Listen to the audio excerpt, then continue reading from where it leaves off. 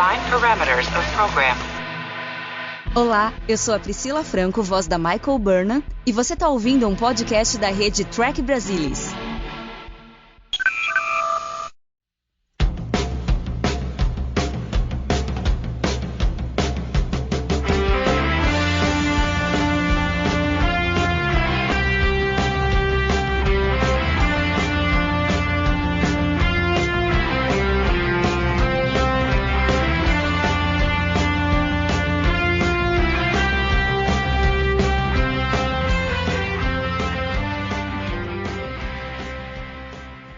Olá, sejam muito bem-vindos. Eu sou o Fernando Odo Rodrigues e este é o Balde do Odo. E para falar hoje sobre o episódio The Siege, terceiro episódio da segunda temporada de Deep Space Nine, estão aqui me cercando Luiz Morne Castanheira. Boa noite a todos. Mariana Kira Gamberger. Olá, sempre um prazer estar aqui com vocês. E Alexandre Bashir Bortolucci. Olá a todos, um prazer estar aqui com vocês novamente. Ele aceitou assim de boa o Bashir, né?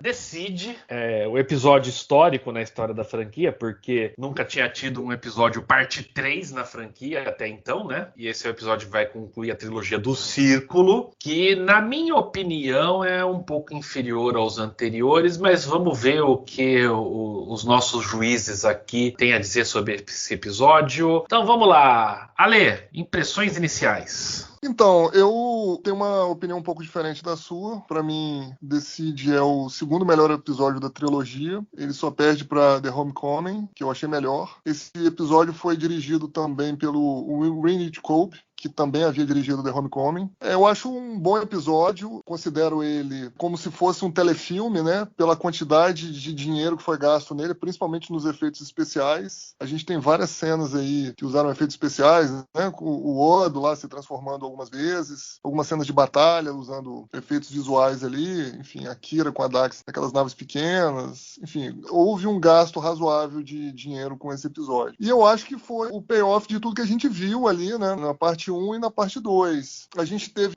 assim, até de forma surpreendente, né? A escalação de um novo ator convidado nesse episódio, que foi o Steven Weber, como Coronel Day. O Steven Weber era um ator conhecido, ele fazia uma série na época, uma sitcom chamada Wings, aqui no Brasil era De Pernas pro Ar. Então ele era um rosto conhecido na televisão, né? É engraçado que ele tá até hoje, né? Trabalhando com televisão. Atualmente ele faz o Dr. Dean Archer, né? No seriado Chicago Med. Ele começou na 7ª temporada e tá na 8ª. Eu, por um acaso, assisto, né, esse seriado. Então, é interessante, né, o que aconteceu no primeiro episódio, The Homecoming, o que foi setado no segundo e agora com as conclusões. Claro que o episódio não é perfeito, ele tem as suas falhas. Acho que o final ele foi um pouquinho corrido. A gente teve aí a morte do Linalas, que eu também não acho que tenha sido a melhor solução, porque depois, posteriormente, tiveram que criar um personagem quase igual para participar da série, mas eu acho que aqui provavelmente tinha alguma coisa a ver com o próprio ator, né? Talvez não considerasse voltar mais para o papel. Então, de forma geral, eu gosto desse episódio. A gente tem aí boas interações de praticamente todo o elenco principal. Eu gosto principalmente das cenas da Dax com a Kira. Você vê ali duas mulheres conversando sobre coisas profissionais, né? Tentando resolver problemas juntos. Totalmente diferente do que a gente tinha de diálogos femininos lá no começo dos anos 90, 30 anos atrás, então totalmente quebra de paradigma. Eu gosto das cenas do Quark, o alívio cômico, embora a maioria do fandom aí não goste muito, eu gosto das cenas dele. E de forma geral, acho que todo mundo foi bem. Você fez uma piada aí comigo no início do Bashir, eu acho que o Bashir foi melhor nesse episódio, o Sisko foi muito bem, né? O Avery Brooks foi muito bem. Então acho que de forma geral, uma excelente finalização aí para essa trilogia aí, a primeira trilogia da história de Jornada nas Estrelas. Mari, impressões iniciais aí. E deixa eu falar uma pergunta. O título em português desse episódio é O Cerco, né? Mas não é um cerco, né? Na realidade, ele só fala do cerco ali porque eles falam, né, que eles cercaram Deep Space Nine e tal. Mas é muito fraco isso daí. Obviamente que a Federação não ia defender Deep Space Nine da maneira como talvez eles esperassem que fossem, né? Nessa parte assim não tem muito a ver. Mas talvez tenha a ver com, sei lá, o cercar outras coisas ali, né? O Jaro estava sendo cercado, vamos dizer assim, pela federação. Eles estavam cercando para tentar chegar lá em Bajor e colocar em xeque-mate o coup d'etat dele, né? Talvez fosse mais isso do que dos bajorianos em relação à federação, a expulsar os estrangeiros de Bajor e tal. Mas enfim, com relação ao episódio em si, eu gosto dele. Essa última assistida que eu dei aqui antes da gente gravar, ele cresceu mais no meu conceito, mas o que ele sofre é que eu acho que por conta da trilogia como um todo, eu acho que eles deixaram uma coisa de fora e que eu acho que acaba recaindo sobre esse episódio, que é não ter nenhuma consequência pro Jaro. A gente não vê o que acontece com ele. E eu acho isso uma grande falha dessa trilogia. Eu acho que faltou isso daí. A gente nunca mais fica sabendo sobre o Jaro, que fim deu nele. Ele foi preso, ele fugiu, o círculo, que consequências tiveram. Então eu acho que ficou faltando isso daí. E aí, como esse é o último episódio, acho que ficou faltando um fechamento ali. Então eu acho que isso acaba rebaixando um pouco o episódio, mas ainda assim eu acho que ele tá no nível dos outros dois. Eu gosto demais das cenas da Kira, né? Ela com a Dax, o Alexandre falou bem, essa interação das duas, as duas tendo que trabalhar juntas, cada uma fazendo o que sabia fazer de melhor ali, mas ao mesmo tempo assim, uma conversa descontraída e até engraçada em alguns momentos. A Dax falando, não, pode deixar que eu vou fazer esse motor funcionar, porque eu não tô a fim de ficar aqui comendo paluco. Ou então ela bater na cabeça, tudo. E a Kira, você percebe que ela meio que tá saudosista, assim, embora não tenham sido dias fáceis que ela viveu durante a ocupação, era o que ela sabia, era a vida dela ali, ela estava meio que repassando isso, depois de 1 ano com a federação, de repente ela se viu tendo que fazer coisas que ela fazia lá há 1 ano atrás, enquanto ela estava durante a ocupação de Bajor, lutando pela independência. Então eu achei bacana isso daí, e a cena final dela com o Sisko, com o Brian, eu acho fantástico, acho que resume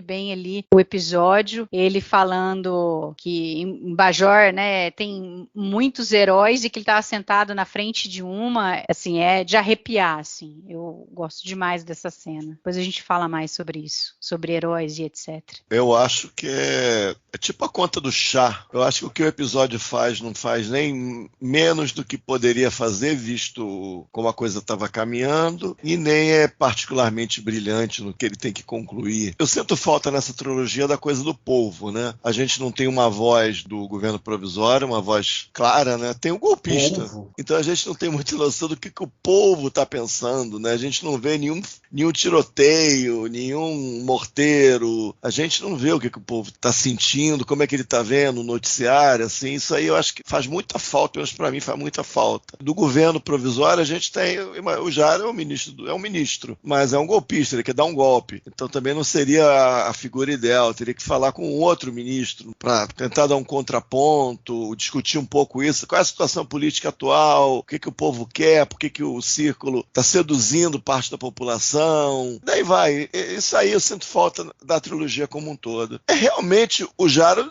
ele desaparece com muita facilidade, né? Você pode até pensar, e a organização também some com tanta facilidade que a gente não lembra mais. Eu acho que não é mencionado o círculo depois, acho que nem mencionado é. Então é uma coisa um pouco, né, é bem decepcionante, porque os caras estavam na iminência de dar um senhor golpe e o negócio meio que se dissipa. Eles fizeram uma coisa legal, que eu acho que a Win pega aqueles dados ali, aquele disquete, sei lá, que era aquele troço da Kira, e joga assim na frente de todos. Acho que a gente deve, com o jeitinho particular dela, a gente deve investigar isso aqui para ver se é autêntico, né? O senhor não vai se opor, né, ministro? Não, claro, não, tá definido. Então isso foi legal. Pra Win, o episódio faz coisas similares, né? Porque a continuidade do Frank Langella não era uma possibilidade, então é meio que você é dado. Alguma coisa do círculo com um outro personagem, talvez fosse legal ter, né? Se o Frank Langella ela seria impossível, talvez um outro personagem. E o mesmo para Richard Beymer, que seria talvez, não sei valores ou disponibilidades, seria difícil ele ficar disponível para ser um papel recorrente. Então eu acho que foi feito o que dava nesse sentido dos dois. O Círculo e a coisa do povo é meio que decepção. E o resto é meio que, digamos assim, eu vou comentar em outros pontos, né, quando chegarmos lá, mas o resto eu acho que toca a conta de chegada. Eu gosto da cena que o Cisco dá aquela incentivada pro Linalas convencer, digamos, aquele general lá, e a cena final, que eu acho bem boa também. E tem muito a ver com a filosofia geral da série. Eu acho bem legal isso. Eu acho bem legal mesmo. Eu sinto que o que no episódio passado a gente teve muito de trama política, nesse episódio acabou ficando um pouco em segundo plano, pra gente focar um pouco mais em ação. Né? Só uma coisinha, eu acho que, se você vê, demora muito pra eles evacuarem a estação e, digamos, a trama mesmo do episódio começar. Acho que chega a 17 minutos quando os bajorianos chegam lá. Então é muito tempo de preparação, entendeu? Então você vê que talvez faltasse até um pouco de material, inclusive, para essa conclusão. Como eu falei, deles estarem focando um pouco mais em ação, né? Ou suspense ali. E outras coisas que não fazem um pouco de sentido, né? Tipo, 3 runabouts, evacuar Deus e o mundo da estação. Me explica essa. Sentido. A federação, que no episódio passado eram 7 horas, né, para chegar às naves bajorianas, não tem nenhuma nave que chegue em 7 horas, com wormhole ali, não tem nenhuma nave de pesquisa, exploração, nada ali por perto para ajudar. Então, quem que eles evacuaram e com que nave? Só com os exploradores mesmo? O pessoal bajoriano ficou todo na estação? Parece que não também, né? O pessoal bajoriano não precisava sair, né? É o que o Linalas fala. Pra que vocês estão indo embora? Vocês estão com medo do quê? Porque eles tinham que tirar então o pessoal ali. Que era não eles bajoriano, né? Nos aposentos deles, então? Acho que sim. Ficaram à parte. Sim, Isso. Porque o grosso deve ser de bajorianos, né? O que deu para entender é que as famílias dos tripulantes, né, da frota foram evacuadas. Dá para perceber, né, que quando o pessoal está saindo do promenade, que tem vários civis ali, né, de outras raças que provavelmente também foram evacuados. Então os bajorianos ficaram assim meio à parte de tudo, né? O discurso do Linalas é fantástico, né? Vocês estão com medo de quê? Que um bajoriano mate um bajoriano? This is Bajor. We are Bajorans. We fought a war to regain our homeland. How can you abandon it like frightened Cardassian bold? These ships are for our guests, who must leave because it is no longer safe for them here. However, we are Bajorans, and I say that we stay and we solve our own problems together. Não, e aí mostrou bem, na realidade, o potencial que ele tinha, do que ele poderia ter sido. Sim. Ali mostra, ali ele, sem querer, sem estar sendo obrigado, ele faz o discurso de que poderia juntar muito as pessoas. Ali sim a gente vê o herói da resistência bajoriana. Sim. Mas falando com o nosso especialista, o cara no Trek Brasilis que mais adora Ferengues, o Castanha, o que você achou toda a sequência inicial de alívio cômico ali do overbooking do Quark e a traição do Ron? Olha só, com 17 minutos para evacuar a criança, aí eu achei que foi um pouco fora de posição aquele negócio, cara. Eu achei um pouco estranho, né? Pensar no episódio. Mas o que eles tinham, né? Não vamos matar ninguém, ou quase ninguém. Isso aqui é meio que a gente vai resolver. Aí coloca uma coisa cômica. O Cisco não gostou muito, não. O Cisco pegou o Quark na unha, né? O Cisco pegou com vontade o Quark, né? Achei que fosse dar uns supapos nele. E o payoff foi que o Ron vendeu o assento e foi embora com a Double Girl. Mas tá razoável. Não, mas voltando ao negócio. Tá razoável os 3 exploradores levarem o resto do pessoal? Ou não dá pra saber quantos de fato foram evacuados? Ninguém ficou achando estranho que é pouca nave? Eu vou falar por mim. Eu acho que não achei estranho, são 3. A gente já viu lá no The Homecoming, né, o Runabout evacuando uma parte dos prisioneiros bajorianos. É tipo que umas 15 pessoas que cabem? Por aí. Mas tinha mais do que 50 pessoas para evacuar ali da estação? Acho que não, né? Então, acho que... Não, eu tô perguntando, eu não sei onde que tem esse dado. Não, então, é o que eu tô dizendo. Com 15 pessoas, aperta um pouquinho ali, de repente umas 20 no máximo ali, aí você vai evacuar os civis que são parentes ou que estão ali na O estação, pessoal né? não bajoriano, menos os oficiais que ficaram, né? Isso. Devia ter uns 20 que ficaram naquela cena do Ops, mais ou menos. É o Bashir que fala, né? Vamos fazer os 20 virarem 200. Então por aí. Tudo Então, bem. assim, pra mim tá ok. Pra mim não vi problema nisso, não, honestamente. O grosso é de bajorianos. Tá. Eu tô Tudo com bem. o manual técnico de Deep Space Nine aqui na minha mão pra ver se eu achava alguma informação sobre o Runabout, mas por enquanto não tem. Tem Deep Space Nine. Achei, 140. Mari, o que você acha disso enquanto eu tento achar a capacidade? Então, eu acho que a gente começa de novo a empilhar coisas que o Quark faz que são perigosas porque a gente não tem nenhuma consequência pra ele.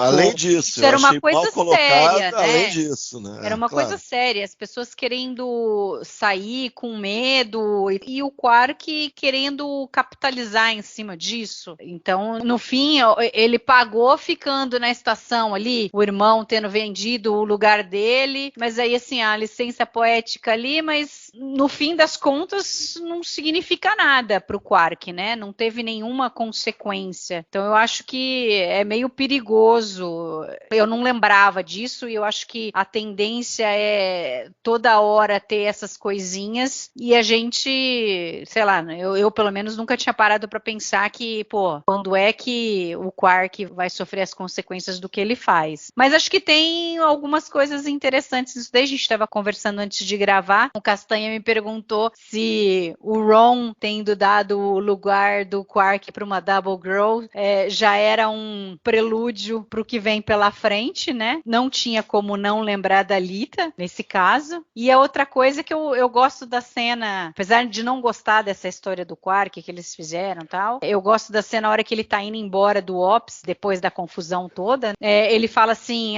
Odo, diz aí, você vai sentir minha falta? E aí o Odo fala, não, eu vou sentir a sua falta. E aí começa, vou sentir sua falta por causa disso e tal. E é engraçado porque também não dá pra não lembrar do episódio final, quando o Quark tá se despedindo do Odo ali, a Kira, né, tá ali, que ela vai levá-lo pro planeta natal do Dominion, né, ele vai ficar lá com os fundadores no Grande Link, e o Quark fala, não, esse homem me ama, tal, não sei o que, então meio que logo no início a gente já tem um vislumbre do que seria lá no final, então eu achei interessante esse paralelo. No manual técnico da Deep Space Nine, eles não falam quantas pessoas comportam, mas, primeiro, ele dá as dimensões: 23,1 metros de comprimento, 13,7 metros de largura e 5,4 metros de altura. O que não bate um pouco com a proporção que a gente vê em tela quando eles saem do Runabout. É muito menos que 5 metros. 13 por 5? 5 de altura. Não, de altura não. 23 por 13. 23 por 13. E olhando alguns desenhos do 300 interior... metros quadrados. Mas se o interior mas, pera. Isso é o exterior. Aí você tem que descontar o espaço das náceres de dobra, motor, bababá. Olhando alguns desenhos... Não é regular. Que ele tivesse 100 metros quadrados, caberiam 100 pessoas dentro, se você for pensar. Não, 100 porque pessoas se ele externo tem 300 metros quadrados, se você tirar aí 2/3 de parafernália, sobrar 1/3 de espaço livre, 100 metros quadrados daria para pôr 100 pessoas. Estou achando muito exagerado, né? É que não parece, né? Não, parece. Como é filmado, não parece que tem esse espaço todo. Olhando os desenhos, inclusive da parte traseira do Runabout, que eu acho que nunca foi mostrada, tem uma parte traseira aqui que tem uma mesa com 5 cadeiras na parte já foi atrás. Sim. Então, assim, olhando... Eu não tô lembrando o episódio, desenho, mas já foi. Mas olhando o desenho e vendo o espaço interno, se tem razão. ali é muito. Mas quantos tinham que sair? Também não falaram, então. Também não, Aquela aglomeração. Mas a ideia é essa: o grosso é bajoriano. Exato. A maioria iria ficar de qualquer jeito. Acho que é esse que é o, que é o ponto principal. A aglomeração de bajorianos que a gente vê lá tem quanto? Uma dúzia? Eu imagino agora, que claro, os outros né? estão Pensar que não tinha né? nenhuma outra nave que estava passando por ali. E alguns outros já começaram a voltar para o planeta temendo alguma coisa, talvez. Não, é isso que eu acho. Tô ajudando o roteiro, né? Considerando o wormhole, eu não tô dizendo que tinha que ter uma nave de maior porte da Federação na estação o tempo todo. Agora, são 7 horas. Quanto que a Enterprise D, por exemplo, já não andou em 7 horas em dobra máxima para chegar num lugar numa situação de crise? Então, eu acho um pouco estranho, mas aí é a conveniência do roteiro. A mesma discussão que a gente teve da primeira diretriz na semana passada, que você tá forçando para ter um momento heróico lá do Cisco, da tripulação, a cena logo no começo, né? Quem quiser desistir, desista agora, e ninguém desiste. Uhul, olha, somos um time. Aí o básico, maniqueísmos de roteiro que a gente já viu 1 milhão de vezes. Em outros episódios, em outros filmes. Eu divido esse episódio em 3 partes, né? A gente tem o quarto, o Castanha já destruiu aí. A gente tem a disputa pela estação e a gente tem a Kira e a Dax tentando levar as evidências pro governo provisório. Eu acho que a parte da estação, aquela guerrilha ali, foi bem feita, tirando um ponto que me incomoda. Porque até onde eu sei, Ale, a gente só tem hologramas no holodeck, né? Como é que você atrai o pessoal para uma armadilha dentro do holodeck sem eles saberem que estão entrando no holodeck? Não, eles sabiam. Na verdade, eles deixaram uma forma de atrair os caras lá, provavelmente com algum subterfúgio de tecnobaboseira, né? Porque informado lá pro Coronel Day, olha, nós identificamos aqui formas de vida dentro da holosuite e tal, e os caras foram atrás. Então eu não sei se eles colocaram alguns comunicadores ali dentro, eu não lembro exatamente, tá? Honestamente, eu não lembro. Mas, enfim, né? Foi uma isca e os caras caíram, né? Mais uma vez, conveniência de roteiro. Agora, essa cena também não precisava, tá? Essa cena não precisava, porque eles podiam ter prendido ou teletransportar, já que eles tinham uma forma de teletransportar, né? Isso, no final a gente ficou sabendo, né? Eles tinham transporte funcionando. Então, exato. Eles pegaram e tiraram o Coronel Day de dentro da holosuite e transportaram de volta lá pra Ops. Eles podiam ter feito a mesma coisa com os prisioneiros lá que eles queriam, né? Trancaram a holosuite, ok, tudo bem, conveniência de roteiro. Mas se fosse uma cena que incomodasse tanto, eles podiam ter achado alguma outra solução possível. Honestamente, isso também não me incomodou muito, não. Eu só acho estranho, sinceramente, de forma geral, nessa cena. Tudo bem, o Coronel Day estava trabalhando lá com o Jaro, mas, pô, o cara é bajoriano. Ele ouvindo que os cardassianos estão envolvidos no golpe que tá acontecendo, pô, o cara não ia achar pelo menos estranho, não? Tipo assim, pô, peraí, eu vou parar pra ouvir um pouco melhor aqui. E aí eu acho que... Isso... Olha, eu acho que você tá certíssimo aí, porque vamos lembrar do episódio passado, que o Cisco vai lá e passa algumas informações pra ele, e depois é que vai falar sobre a Kira, ele fala, vou me lembrar disso sobre você. E aí quando chega nesse episódio, quando o Cisco fala, ó, são os cardassianos, as evidências estão indo nesse instante pra Bajor, a posição dele é, não, isso é mentira da Federação. Não, mas é outro. Não, então... Ele falou com o General Cream. Ele falou com o General Cream. Isso, General No primeiro Cream. momento, o coronel não falou pro general. O coronel que estava dentro coisa dos da cardassianos. holosuite foi transportado para operações. E aí ele ouviu dentro da holosuite, o coronel, tô falando, o Coronel Day, que é o personagem que apareceu nesse episódio lá. Ele ouviu dentro da holosuite, olha, né, esse golpe tá tendo participação dos cardassianos, que estão manipulando aí a situação para conseguir o que eles querem. Então, né, os seus soldados serão nossos convidados e você leva a informação lá pro General Cream, né? Transportou o cara lá para operações. E o cara falou, não, foram mentiras da Federação, da frota.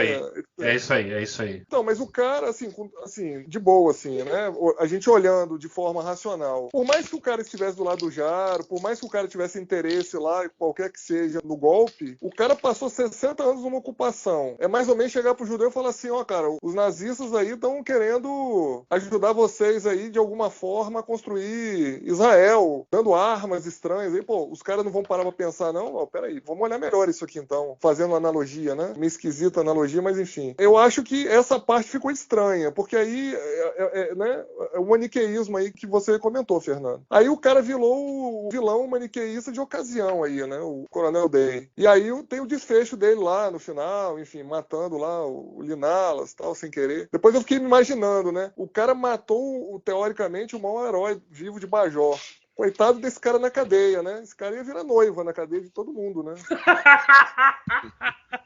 Meu Mas Deus. eu acho que ele, diferente do General Kryn, assim, acho que os militares resolveram apoiar o Jaro porque acharam que ele tinha uma proposta melhor, sei lá, para Bajor e tal. Mas eu acho que o Day, ele já era do círculo, entendeu? Ele não era Já era cara, ele radicalizado, não né? era um militar que estava recebendo ordens. Ele não era somente um militar ali recebendo ordens. Eu acho que faz mais sentido ele fazer parte do círculo, entendeu? Dele ter essa cabeça de Bajor só para bajorianos, de não acreditar no que a federação fala, entendeu? Ou talvez um pouco ali de uma lavagem cerebral, porque ele é o soldado raso ali, mas é o cara que quer subir. Você vê que ele queria logo de início falar pro Jaro que eles tinham não encontrado nenhuma resistência, que eles tinham dominado Deep Space Nine, que estava no comando deles agora e tal. Ele queria crescer na massa com o Jaro. Então eu entendo ele não querer passar essa informação pro Kryn. Seja, tanto faz se ele não acreditou porque ele não acredita nada no que a federação falou, seja porque ele não quer a federação ali e ele não tem a capacidade para pensar e discernir o que significa os cardassianos fornecendo armas, entendeu? Então é o soldado raso ali, besta, que não tem muita capacidade de pensar, não. Tanto que no fim ele queria matar o Sisko ali. Errou, o Linalas acabou se jogando na frente, ele acabou matando o Linalas. Mas a intenção dele era matar o Sisko. É uma coisa assim, é igual a outra lá, eu esqueci o nome lá da assistente do O'Brien em The Hands of the Prophets, que ela cegamente destrói a vida dela pelos profetas, pelo que a Wynn falou que ela tinha que fazer, entendeu? Coisa de célula terrorista que o cara não pensa, né? O cara só age como o Jaro manda os caras fazerem as coisas e eles fazem, cegamente, sem pensar, entendeu? Então, mas aí vamos lá, tudo bem. Seria até plausível, mas assim, a patente do cara. O cara era coronel, ele estava acima da Kira. Sim. Na milícia bajoriana. A Kira é major, né? Ainda. Sim. O cara tá acima dela, o cara só tá abaixo do general. Assim, não dá para um cara virar coronel e não ter um mínimo de discernimento. Então, assim, entendi o seu ponto, os seus argumentos, mas assim, para mim ainda sou deveras forçado. Até porque, como você deu o exemplo lá da menina do In the Hands of the Prophets, a menina confiava cegamente na religião, né? Tinha um quê ali religioso, de fé, né, envolvido. Aqui não, né? Aqui, como eu disse, aqui é pura orientação política, né? Ideológica.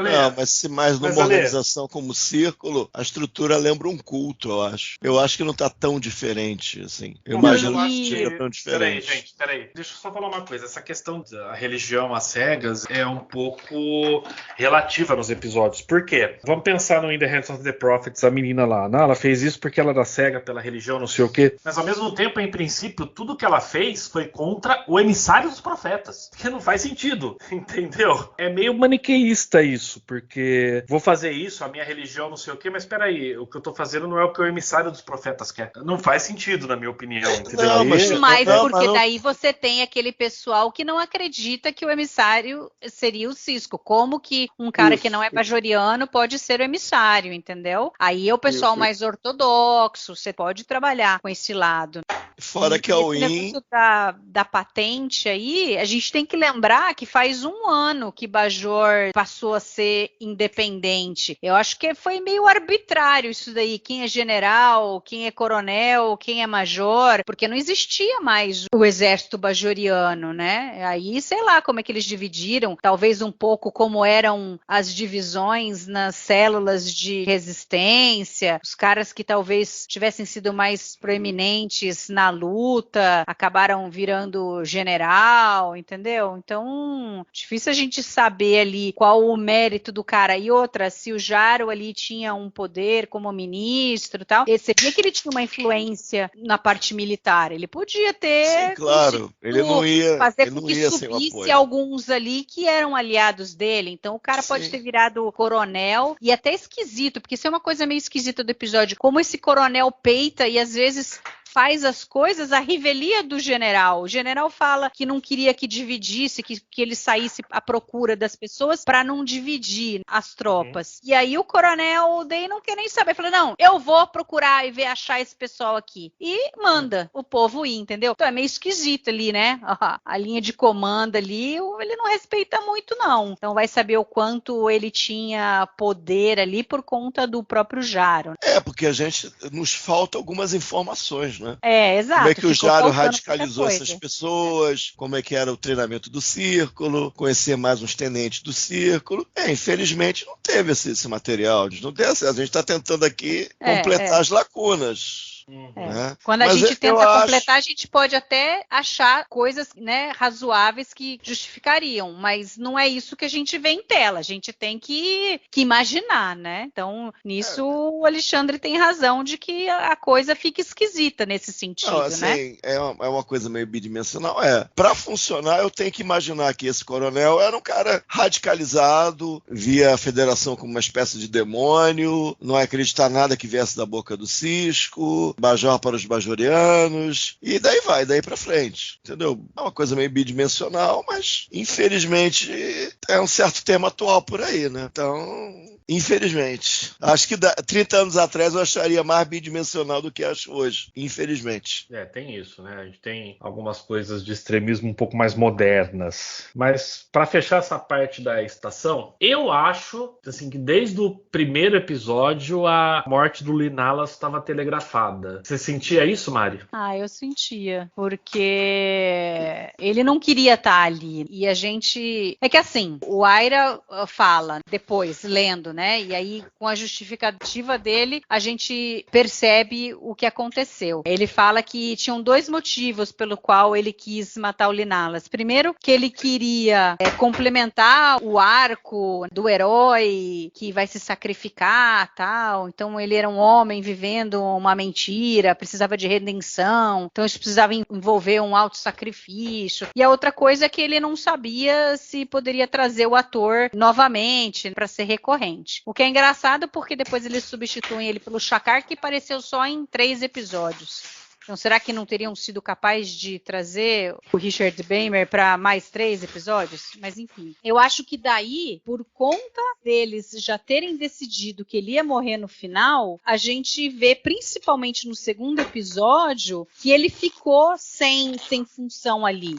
Porque não queriam fazer dele um puta cara interessante. Então eu acho que isso prejudicou um pouco o personagem. Porque no primeiro episódio é muito interessante, a gente fica sabendo da história dele, a revelação dele pro Cisco, de que ele não era herói coisa nenhuma, embora ele fosse um cara que estivesse lutando pela liberdade de Bajor, ele não era um cara brilhante, que fez uma coisa super. Ele estava ali no lugar certo, na hora certa, e ele acabou se tornando um herói, mas que também não tinha problema nenhum ele ter esse papel, né, como o Cisco bem fala, que não importa, era o que os bajorianos precisam. E a gente vê bem isso no final com a fala da Kira, o quanto ela depositou a esperança em cima dele, da imagem que ele podia ter para Bajor, do que isso poderia significar, tudo, ainda mais dado a política, né, as brigas, o governo provisório que era provisório demais, e aí você abre espaço extremistas como um Jaro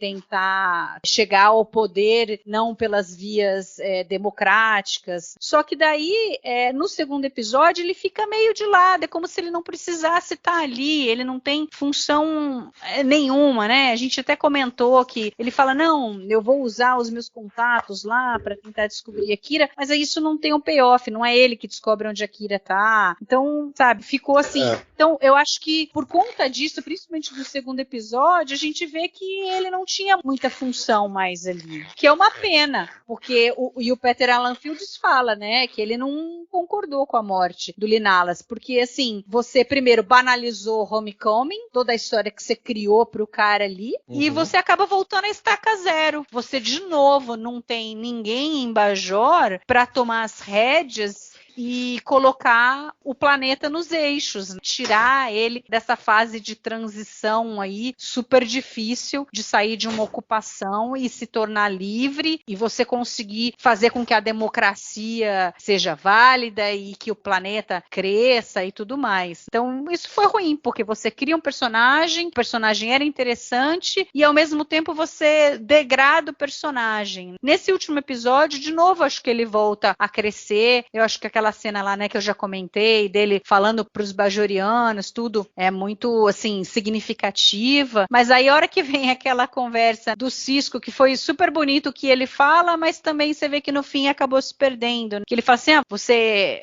morreria pelo seu povo, mas acho que na realidade você não viveria por ele. Talvez seja muito mais importante você viver pelo seu povo do que você morrer. I've done everything I can to help. I'd die for my people, but sure you would. Dying gets you off the hook. The question is, are you willing to live for your people? Live the role they want you to play. That's what they need from you right now. E aí é triste que eles tenham matado ele, não tenham dado continuidade.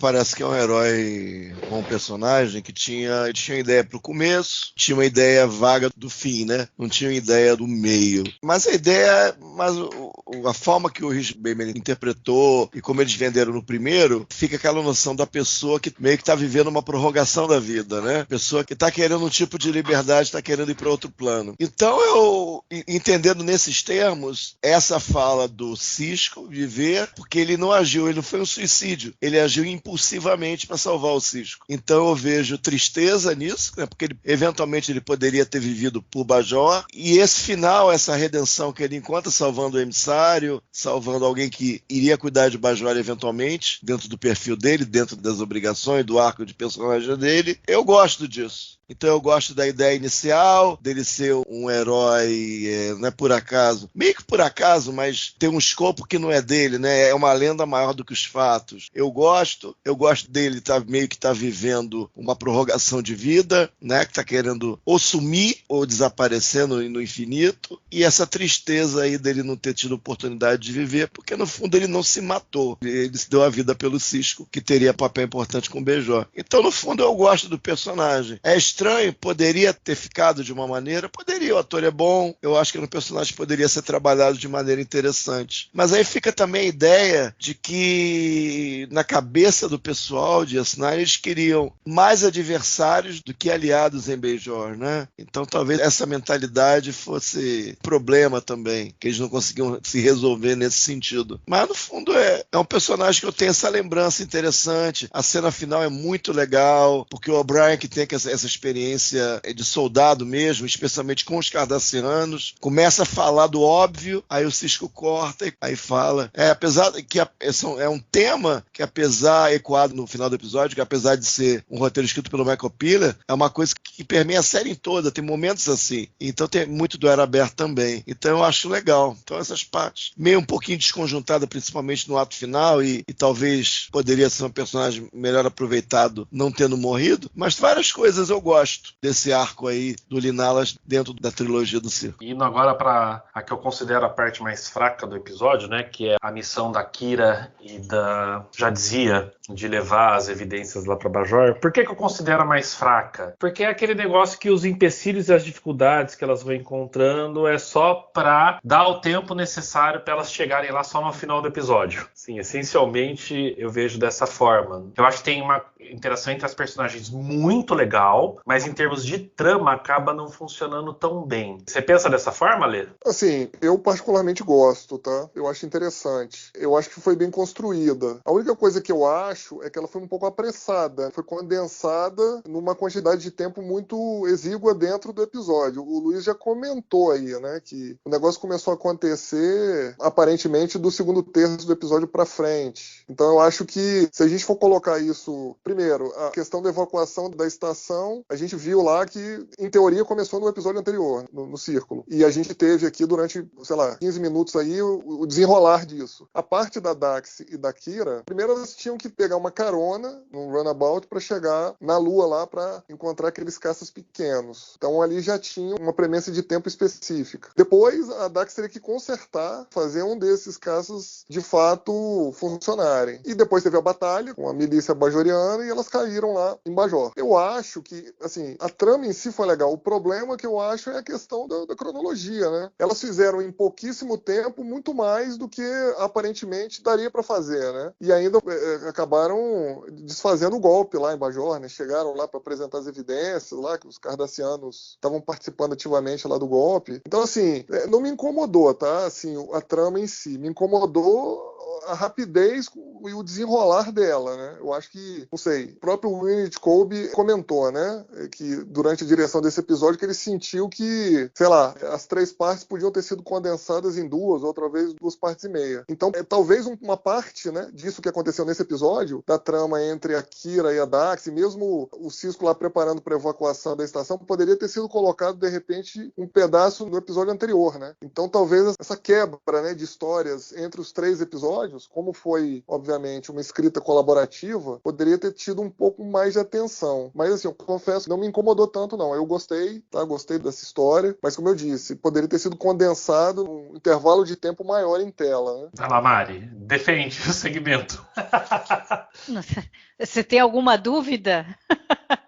Nenhuma. Pra mim, as melhores cenas são sempre com a Kira, entendeu? Não, eu gosto demais dessa parte. Eu acho que, como a gente já falou, a interação da Kira com a Dax muito legal, dessa volta da Kira a viver aquilo que era o dia a dia dela, entendeu? Era tudo super precário, nada funcionava direito, não era nada tecnológico. Você vê, assim, o tanto que a resistência de Bajor fez milagre contra os cardassianos. Então eu gosto dessa parte deles mostrarem essas coisas assim e dar umas ideias de como era durante a ocupação. E aí acho que o Alexandre falou bem, podia ter tido mais coisa ali, mas no fim condensaram isso nesse episódio e aí tinha muita coisa para mostrar. Talvez eles tenham errado um pouco de no início demorar muito para acontecer essas coisas. Por outro lado, eu gosto das cenas de despedida, depois eu falo sobre isso. Então eu acho que, assim, não foram cenas que ficaram demais ali, que poderiam ser tiradas, eu gosto delas, mas aí você acaba tendo um monte de coisa acontecendo. Eu não tenho essa sensação de que ali só tava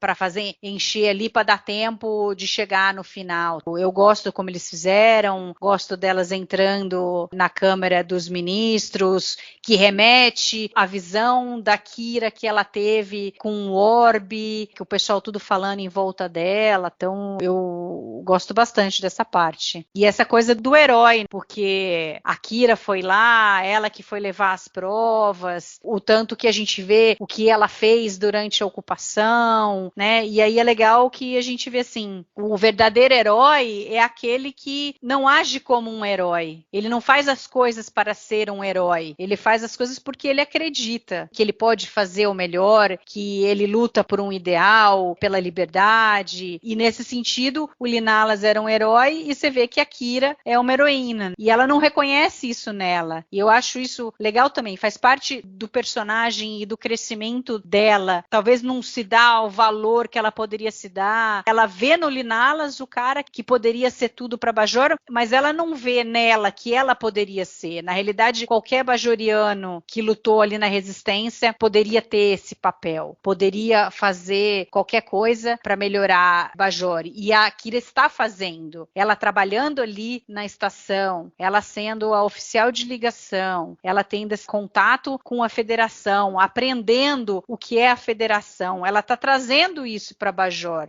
Quando ela conversa com os ministros, quando ela passa as informações, ela está influenciando as coisas, mas ela não enxerga isso. Ela não se vê como uma heroína e o que ela está fazendo isso é bom para Bajor. E eu acho isso interessante. E aí que eu levantei sobre as despedidas, eu gosto bastante da despedida do Nog e do Jake. Aliás, eu acho fantástica, assim, o diálogo deles. Você vê que o Jake tá assim, né, meio bravo, que eles não vão se ver mais, e a gente esperava que ele fosse ser o positivo, e no final o Nog, quem é, né, ele fala assim, alguma vez teve algum da sua raça e da minha raça serem, assim, amigos dessa forma? Teve alguém mais amigo do que nós dois? Não. Então não se preocupa, a gente vai voltar a se ver.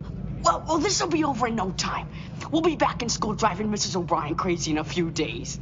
Just when I think I found a new home, made a new friend, it always seems like I gotta leave. Hey, human. Cut it out! Has there ever been one of your kind and one of my kind who were better friends? Never. And if our fathers couldn't break us up, no stupid coup did.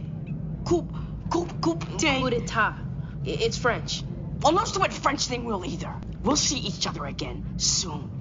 That's a promise. Eu acho isso também, assim, fenomenal, essa interação dos dois. A coisa da Kira e da Dax é bem legal elas estarem juntas ali, ter essa pequena missão juntas. Mas é a trama que cabe a elas, a tarefa que cabe a elas, é aquela coisa de aventura, chegar lá na nave que não era ligada há 10 anos, chegar lá, fazer ignição direta, sucata, botar no ar, voar, se espatifar, sobreviver e dormir, cair no colo do Barryle e botar um disfarce, entrar. É aquela coisa de aventura mais básica. E acontecendo muito rápido, fica mais, eu acho que fica um pouquinho mais, ainda mais simples do que de fato é. Não é nada do outro mundo, apesar de eu gostar muito da interação. Elas duas ali, eu acho bastante legal. Mas eu queria fazer uma observação, que eu tenho críticas ao tempo, mas a minha crítica ao tempo tem mais a ver de eu achar que 3, poderiam ter sido 5 episódios, entendeu? Para ter mais elementos do povo e tal, do governo, mais personagens e tal, cada um dando sua posição, etc, entre outras coisas. Mas quando o tempo é apertado, a série mostra o que ela é. Ela prefere investir nos personagens. Ela prefere tomar aquele tempo para despedidas. Qual é a função do Quark? O Quark é meio cinzento, tem alívio cômico que é cinzento ao mesmo tempo. Vou botar uma peça do Quark também. Então, é colocar os personagens, ou seja, não tem uma preocupação de encher de trama, de ter muita ação, ou de ser legal em outros sentidos. É se preocupar com o personagem. Então, começa nesses quase 15 minutos dessas despedidas. E dos personagens em si, tem Odo e Quark, tem Nog e Jake, que a Mariana lembrou, tem O'Brien e Keiko e Molly. Então, na dúvida, é sempre os personagens. Isso eu acho importante. E a cena final é incrível. A cena final é fera pra caramba. Somehow you figured now that he was here, things would be better. You know, he'd find a way to make things better. Because he was a man who could do that. A great man. I wish I knew where we could find others like him.